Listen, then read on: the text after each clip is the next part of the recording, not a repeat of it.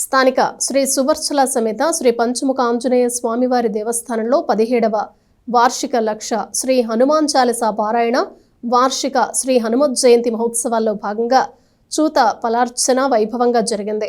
పంచామృత స్నపన విశేష అర్చనలు జరిగాయి. సాయంత్రం విశ్వక్షేణ పూజ లక్ష శ్రీ హనుమాన్ చాలీసా పారాయణం జరిగింది. ఆలయ ఈవో శ్రీనివాసరెడ్డి పర్యవేక్షణలో ఉత్సవాలు జరుగుతున్నాయి.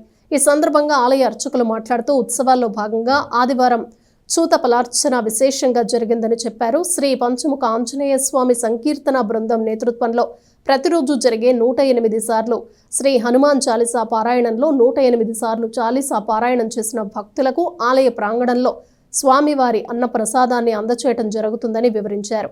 కార్యక్రమంలో వంశ పారంపర్య అర్చకులు శ్రీనివాసమూర్తి, కిరణ్ కుమార్, సురేష, సంకీర్తన బృందం అధ్యక్షురాలు మూర్తి అనురాధ, ట్రస్ట్ సభ్యులు గుడివాడ బాలకృష్ణ, మూర్తి వెంకటేశ్వరరావు, ముడుపల్లి చంద్రశేఖర్, గాజుల రాజేంద్ర ప్రసాద్, వెంకటేష్, మద్దు హరీష్, పలువురు సభ్యులు, అధిక సంఖ్యలో భక్తులు పాల్గొన్నారు.